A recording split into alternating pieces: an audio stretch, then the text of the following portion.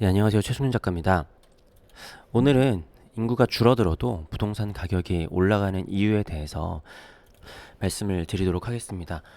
어떻게 보면 제가 지난번에 얘기했었던 거랑은 좀 반대된다라고 생각을 하실 수도 있을 텐데요.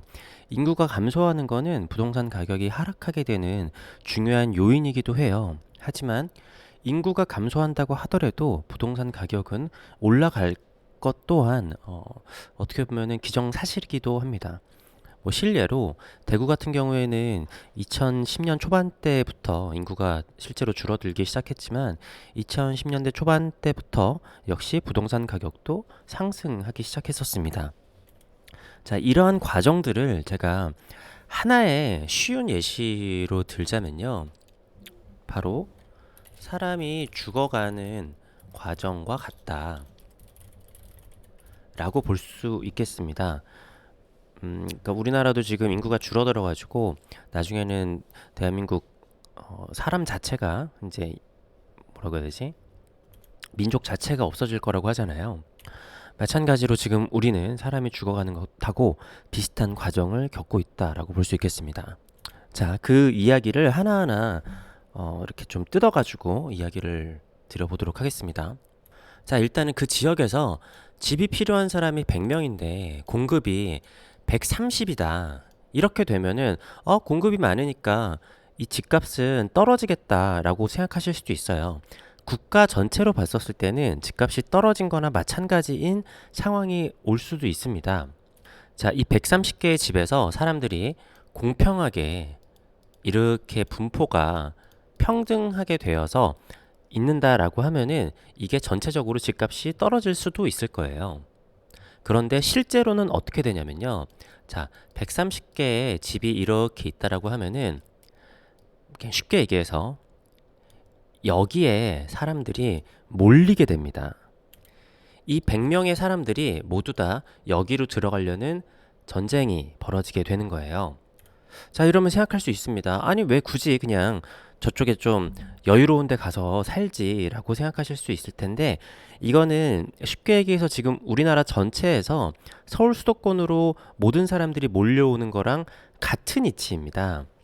자, 쉽게 얘기해서 교통, 교육, 그리고 문화, 그리고 제일 중요한 의료 인프라 자체가 지금도 서울 수도권이랑 지방이랑 비교할 수 없을 만큼 커지고 있잖아요. 그리고 요즘에 뭐 주말만 되면은 서울에 와가지고 의료 서비스를 받고 지방으로 내려가시는 분들도 많고 그러다 보니까 옛날에는 지방에 계신 나이 드신 분들이 지방에서 쭉 사시는 경우가 많았는데 요즘에는 강남 같은데 의료 인프라를 누리기 위해서 돈은 있으니까 서울에 집을 구하려는 수요가 많아지고 있습니다. 특히 나이 드신 분들이요. 자, 마찬가지로 이게 그냥 국가 단위로 봐도 그렇지만 그냥 내 동네 입장에서 생각을 해볼게요.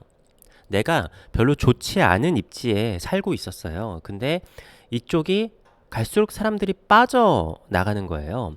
사람들이 빠져나가고 빈집이 한 절반이 넘게 되면은 거기엔 가게도 없겠죠.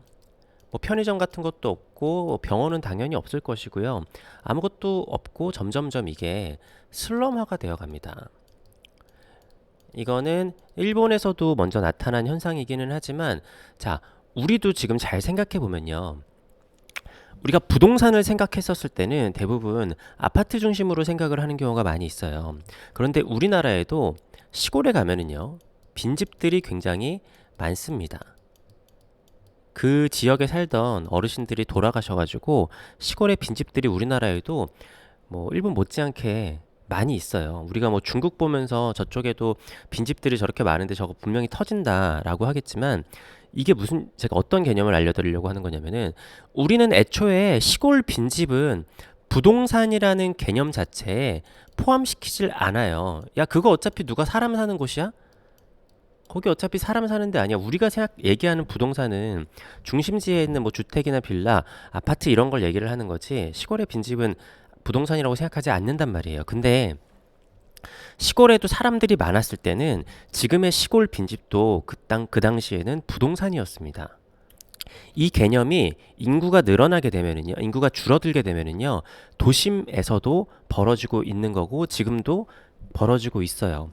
서울 수도권 사시는 분들은 그 체감이 잘 안 되고 뭐 부산이나 뭐 이렇게 좀 대도시에 사시는 분들은 체감이 잘 안 될 텐데요. 이미 중소형 도시라든가 뭐 구 단위 뭐 이런 데에서는 벌어지고 있는 일들입니다. 자, 그래서 그래도 생각하시는 분이 있을 거예요. 야, 그래도 여기 있지 말고 이런 데 살면 되잖아. 라고 생각할 수 있을 텐데 치안 문제도 생기게 됩니다. 네. 혼자 살면 모르겠지만요. 내가 가족을 데리고 사는데 거기에 뭐 학교도 없고 뭐 치안도 안 좋고 인프라도 없고 그런데 이런 데 살 수가 없는 거예요. 그리고 실제로 제가 예전 영상에서 말씀을 드렸었지만 많은 그런 장사를 하거나 마케팅을 하는 데가 그 아이가 있는 사람들을 타겟팅으로 하는 경우들이 굉장히 많아졌어요. 우리가 복합 몰 같은 데를 가보더라도 옛날에는 아이를 위한 서비스가 많이 없었는데 몰 안에서 뭐 이렇게 아기들을 위한 기차가 돌아다닌다든가 아니면은 거대한 퀴즈 카페가 있다라든가 그런 게 많이 있잖아요. 실제로 어느 정도 경제력이 있는 사람들이 아이를 낳는 경우들이 많이 있거든요. 그리고 실제로 아파트에 되게 민감하고 그런 뭐 초품화라든가 교육 여러 가지 인프라에 민감한 사람들이 아이가 있는 사람들입니다. 그래서 그러다 보니까 바깥에는 학교들이 다 폐교가 되겠죠. 그래서 중심가에 있는 학교를 다니고 거기에 학원을 다녀야 되기 때문에 아이가 있고 가족이 있을수록 이쪽으로 들어오게 됩니다. 자, 그럼 외곽 쪽에 이거는 조금 좋은 전망을 했었을 때의 이야기인데요. 외곽에는 누가 들어오느냐? 바로 중심가에 부동산을 미리 가지고 있지 못했었던 외국인들이 들어오게 되는데요. 뭐 우리나라 서울에서도 그런 데가 있고 지방에서는 어딜 가면은 외국인이 더 많고 그 외국인의 그 뭐라고 하지? 뭐 한인타운 같은 그런 데들도 이미 많아졌어요.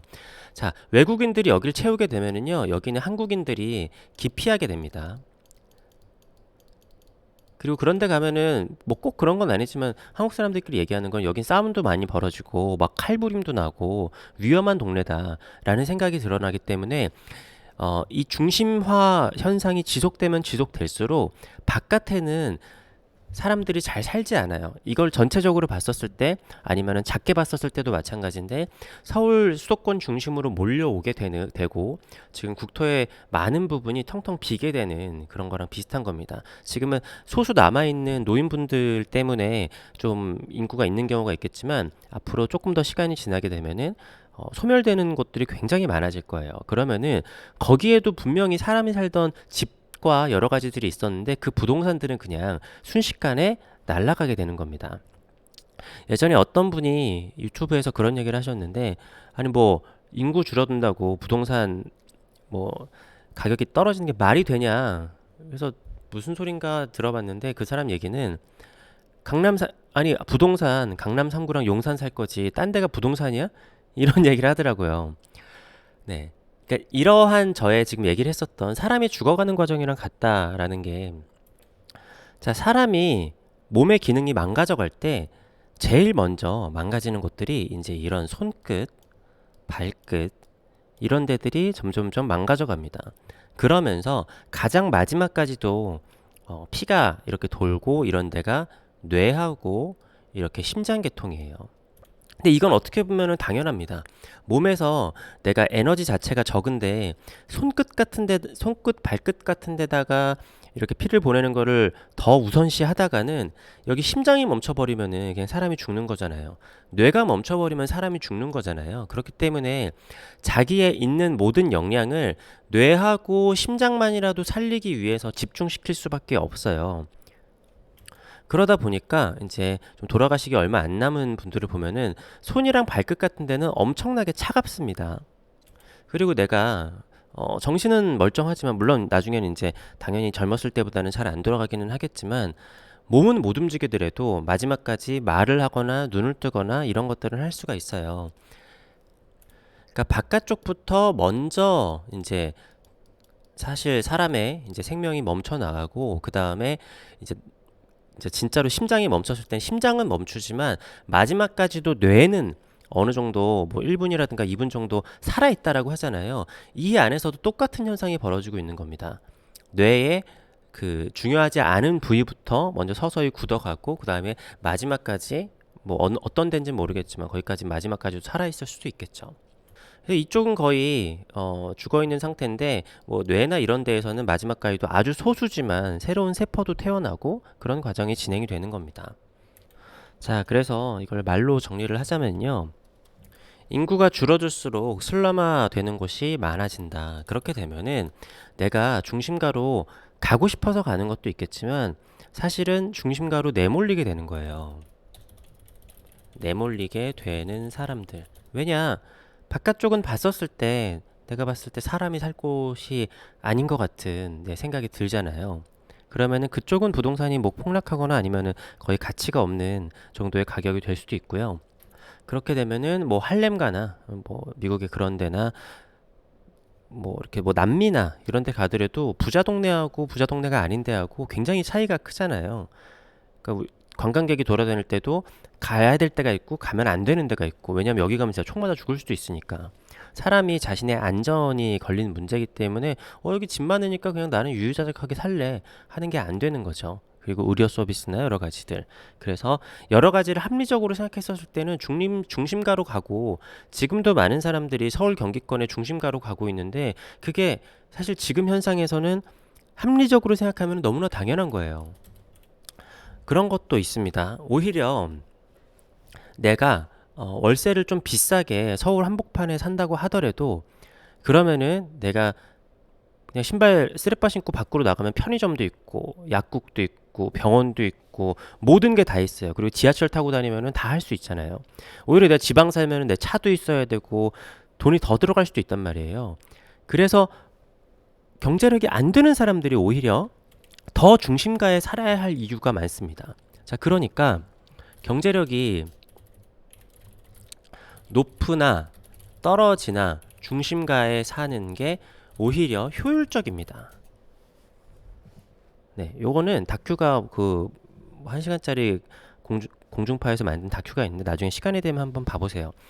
왜 소득이 거의 없을 정도의 최하층으로 사시는 그런 최하의 소득을 버시는 분들이 서울에 이렇게 몰려드느냐. 근데 그게 계산을 따져보니까 서울에 있는 게 오히려 지방에 있는 것보다 낫다라는 거죠.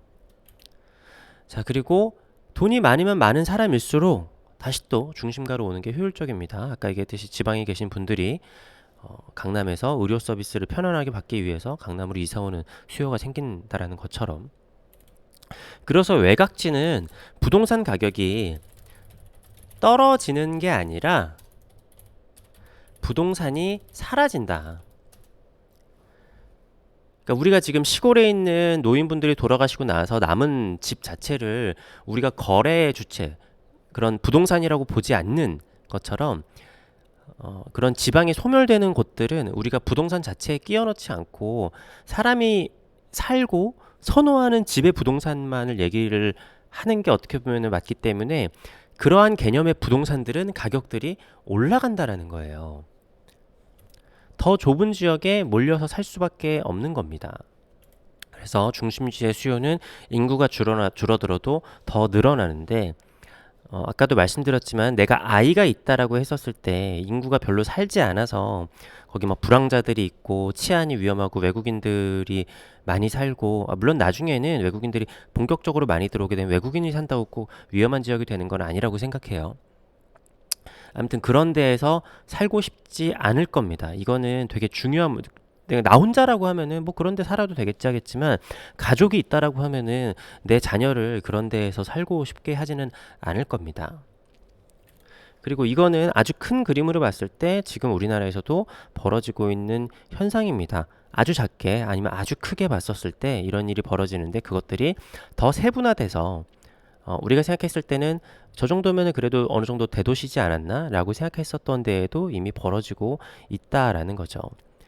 네, 그러니까 부동산 자체의 개념을 생각을 해야지, 뭐 저기에 멀리 있는 것도 부동산이고 여기 멀리 있는 것도 부동산이고 그러면은 저것도 똑같은 거니까 개수가 많아지니까 가격이 떨어진다라는 거는 사실상 개념이 맞지 않는다라는 겁니다.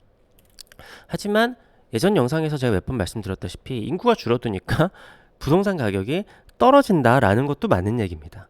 네. 그러니까 되게 역설적인 거죠. 그래서 앞으로는 입지나 이런 거에 따라서 이것들이 천지 차이로 바뀌어지게 될 거예요. 뭔가 우리가 느끼기에는 전국의 부동산이 같이 올라가고 같이 떨어지는 것 같지만 그 와중에는 아예 우리가 옛날엔 부동산이었지만 부동산이 아니게 된 아예 없어진 집들을 제외하고 보니까 그렇게 되는 겁니다. 부동산이 아무리 올라갔어도 시골에 있는 빈집의 가격이 올라가지는 않았거든요. 네, 거래가 아예 안 되죠. 그런 거는 그냥 의미가 없는 부동산이 되어버렸기 때문에 거래가 되는 부동산들이 쭉 올라가고 같이 내려가고라고 생각을 하는 겁니다. 그래서 미래에도 빈집들이 많아지고 그러니까 의미가 없어지는 부동산들이 많아지지만 우리가 생각하기에 우리가 살고 싶고 거래가 되는 부동산들은 또다시 다 같이 올라가고 다 같이 떨어질 겁니다. 그렇게 생각하면은 아니 도대체 인구는 줄어드는데 부동산 가격은 도대체 왜 올라가는 거야? 라는 생각에 빠져들게 될 텐데요. 그런 거를 이러한 방식으로 생각을 해보면은 이해를 할 수가 있을 겁니다. 네, 긴 영상 봐주셔서 감사합니다.